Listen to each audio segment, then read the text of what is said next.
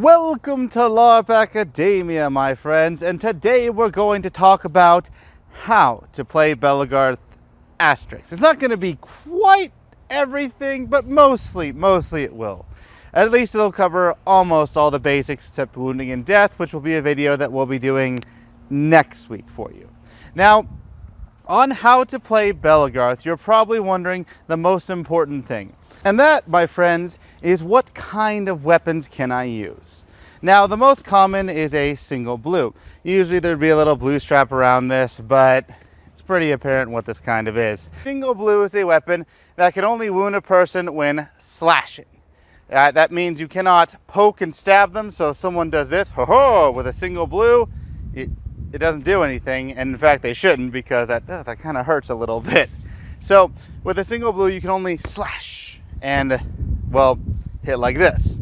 Now, a single green is only able to stab, or go like that. You cannot slash with a single green because it doesn't really work. But you might be thinking, Wizzo, what if I combine the colors? Oh, well, you can. You can make this a blue-green. How would I do that? Well, I would have all the technology of a single blue, such as a normal short sword, and I would combine the technology of green. Now, a green weapon means that there is some padding in between the tip and the stabbing point and the actual rest of the blade and the core. It's kind of squishy where it goes in, and you would be able to feel that squish when going like this. This is not very squishy, so it's just a single blue. So a green blue is able to stab and slash, and you can use two of these weapons if you want to go Florentine. But you might be thinking, Wizzo, I don't want to use just a single sword. Why would I do that? I don't want to do Florentine. I'll get picked off by archers, and for that, there is a shield. The RA shield is able to be awesome since it's able to not be destroyed by most things. If you hit it with 1,000 sword strikes, it won't matter. The shield is also able to cover your body, and you can do more offensive things with it, which we'll get to later on in the video. Now, for those who are thinking, Wizzo, why would I ever want a shield? Well, if I try to block an arrow with my sword, it just kind of passes through the sword and hits me. So I cannot block arrows with a sword. That's why you want a shield. So you're not going to be picked off by arrows. And remember that little green weapon, that stabby weapon? What if they have a long pole? Like this. Haha, stabby stab. If they have a pole like this that is meant to stab you, then you probably want to have a shield, since it's very hard to block that with just a single sword, as we talked about in a previous video. Now, if you have a shield, you are still susceptible to your shield being destroyed. How so? Well, my friend, there are two-handed weapons.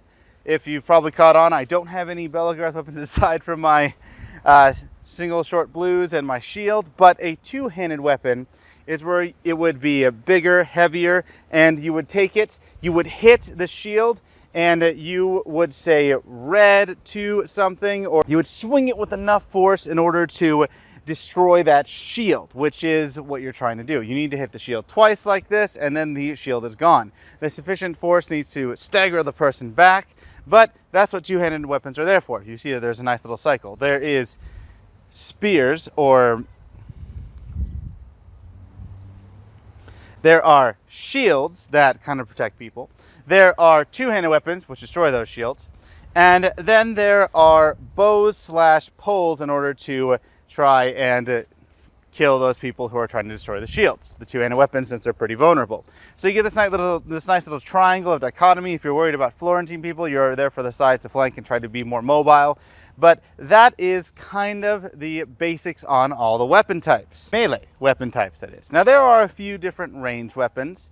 Bows, they're able to shoot, obviously, and they can hit people's heads because their arrows are soft and squishy. In other LARPs, you might have arrows that are hard. I mean, just that is hard, so you don't want that hitting your head. Well, in Belegarth, there is a more dense one, kind of like couch foam, where it hits and it just squishes, so that even if it hits your head or hits your face, honestly, there's not going to be that big of a deal. It's not going to be a lot of damage at all. It's probably the lightest thing you get hit by in Belegarth. This also goes to rocks. Now, while arrows are able to hit you everywhere, rocks only matter if they hit your head. These are like small little grenade type things, which you can put on Velcro and just throw them and just have fun trying to hit people's heads. But you might be thinking, Wizzo, I don't want to die right away. I don't want to get hit by some stupid rock that hits my head or an arrow that comes out of nowhere and hits me and just, I die. And for that, we have armor. Now, the best piece of armor, without a doubt, is a helmet. Why? If you are wearing a helmet, you are immune to projectile shots to the head. It's wonderful. If an arrow hits you, you're still alive. If a rock hits you, you're still alive, which means rocks cannot kill you. So helmets are great, but you can still get armor on every other section. Armor only affects the places it's covered, and armor is only actually armor if it's something of leather or greater. So you can't go out with gambeson, which is technically actually historically a bit better than leather or more common. But you know, we only go leather, chain, and higher, and it all counts for 1 point. So if you're wearing plate mail versus a guy who is wearing leather, well, that's the same value. It gives you 1 point of protection everywhere. Now what that means is if I'm hitting the arm, I'm still alive. Pretty great. However, not all the time.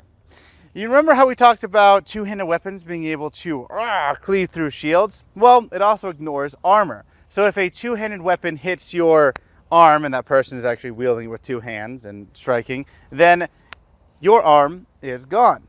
And this also applies to green weapons and, well, missile weapons like a bow. So if a bow hits your chest, then you're dead. If a spear or a green weapon stabs you in the chest, you're dead.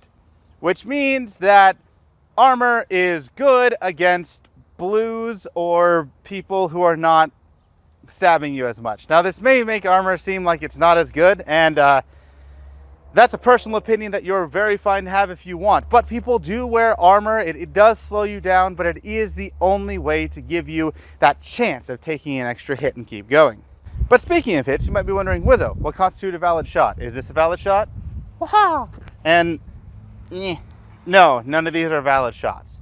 In fact, even if you do a proper body mechanic shot, well, this should work, but even if you make a nice little sound, it may be too light.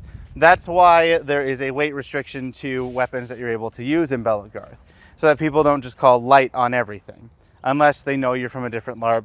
Kind of keep that down on the down low. But if you are swinging with a weapon, you need to have sufficient force. This rule alone covers all the stupid things that people could do, like I'll hit you, or like this, or I'll just flail around. There's not enough sufficient force hitting like this. There's no, I'll just look at you and say, come on, give me an actual hit. Give me a hit that would really wound me. And for that, you need to go like that's actually a decent solid one. And it varies from park to park and location to location. At some places, since this is very subjective, they will be able to just hit kind of like that and they'll take it. It's almost as if it's like a lighter Larp. But at other places, you could go and you can break a weapon on someone. Break one that is over the weight limit and they will say that it's light. I've experienced this. So you'll need to figure out how hardcore the people are in your area. And it does vary a little bit, but generally, as long as you pretend that Belegarth is your first Larp, or if it is your first Larp, or anything along those lines, then swinging with just normal force should be okay. As long as it's a total swing where you put your body in. If it's a like that swing, no Jedi fancy stuff in Belegarth. Actual force to wound people. Now, since we will be covering wounding and death, which is a bit bigger topic in another video, we only have two small things to kind of go over, and left, and that is grapples and unofficial ruling. Now, grapples they're gonna happen. I'm just gonna tell you, if you start Belegarth and you're new, be aware of grapples, because they will happen. It may be where someone grapples your sword and is nice that way, or it might be someone where they take you down to the ground and then pin you, and yeah, it's a shock at first. I'll let you know. But for grapples, some things to keep in mind are that you cannot have any neck locks, none of these, no choke holds, no joint lock, so I can't have my joint be locked like this in the grapple. The grappler, like if I initiate the grapple, I have to help that person down to the ground. I can't just drop myself and tackle them and push them to the ground. I would usually take them, push them to the ground, and use my knee as support to just make it so that it's a slow fall. We don't want a sudden jolt as we throw them down onto the hard ground.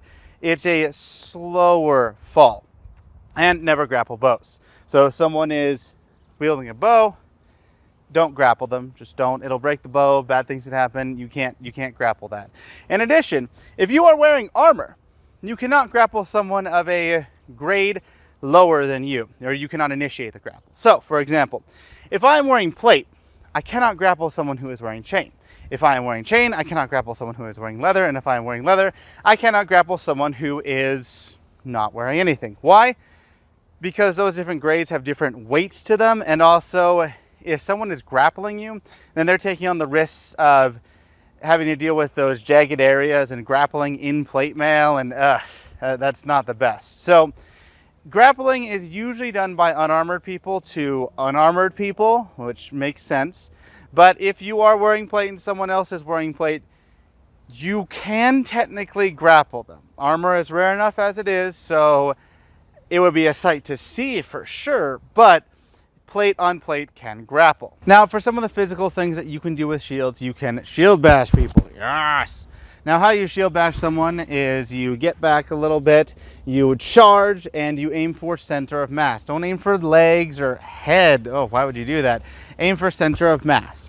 And you need to make sure that you're not going to put them in an unsafe situation. So, for example, if someone is backed up and there's a little cliff or hill area behind them, you don't want to shield bash them. Or there's a tree behind them, you don't want to shield bash them into a tree. Just shield bash them, try to knock them down, since that would be your goal.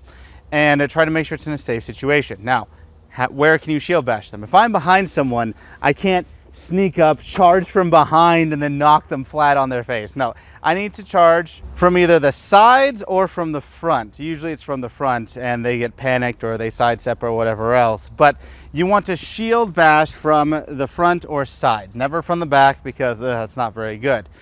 And when you shield bash, then you try to knock them on the ground. Again, not unsafe, and it's pretty simple overall. The only person you do not want to shield bash is someone with a bow. Do not shield bash someone with a bow. And can you shield bash other people who don't have shields? Why, yes, my friend. Yes, you can. So you could try to shield bash that two-hander, person who's wielding a two-handed weapon, knock them flat on their back, and they're not going to break your shield because they're going to be on their back. They're not going to be able to use sufficient force to break your shield. But that's on a one-on-one situation, which Belegarth is usually more line fighting or soldiers, which we'll talk about later.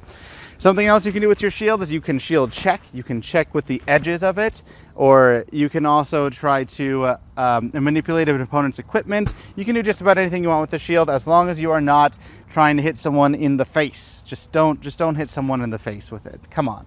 Have some courtesy. The last thing we're going to talk about is unofficial rules. I know we haven't covered death and wounding. We'll cover that in a different video, and there's a lot of other things to talk about with Belegarth. That's why I can't get it all done in one video. But you're going to get pretty much all the basic rules here, aside from, again, death and wounding. The only thing that you really need to know, aside from, again, death and wounding, is the unofficial rules that you guys are playing with, or you guys and gals, whatever else. The unofficial rules, well, there's a few accepted ones that almost every Belegarth place has. The first is courtesy. Courtesy is when you sneak up behind someone and you just slightly hit them and say courtesy. You're not having to deal with sufficient force in this area, and you just go up behind someone, just courtesy, as you walk away, because they're dead. You don't need to wind up and hit them and everything else. It's just they're dead.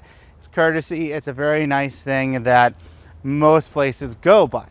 If your area does not have courtesy or does not recognize the unofficial rule of courtesy, you need to know, so that you don't go around, hit someone, say courtesy, and they turn around and hit you and say, no, it's enough sufficient force, or too light, and then you just die for being a nice person. It's not very common. Courtesy is almost universally accepted, but just be careful of that. Another unofficial rule that you might have is pierce. Now, pierce is an interesting rule. You can only do it with green weapons, but you can pierce someone's limb. Piercing a limb makes it so that that person is unable to use that limb. It doesn't count as a wound, it just makes them unable. So if you say pierce and pierce to both arms, I'm still alive. I can't use my arms. And if they pierce all 4 of my limbs, then I'm just a potato that's there. And to pierce also is a little bit strange because if I'm pierced on my left arm, wounded on my right, I'm still alive since pierce doesn't count as a wounding. This is more of a subjugation tactic that it is interesting in Belegarth for sure. So that is the only way to subdue someone, and it's an unofficial rule that I've seen in a lot of places, but again, just make sure you have that rule before you do it. There are also many other rules that could be in your local area, and in individual games there are other different areas. Like for example, the Belegarth rules are just hit, swing till you die, have some grapples and shield bashes, etc. But there might be an objective, so that would be in a more structured scenario. Those are completely different, and you need to be aware of those. We'll actually talk about some different game types in Belegarth later on, but until then, have a great time, have a great day, keep LARPing, and don't forget to like, subscribe, and ding that notification bell.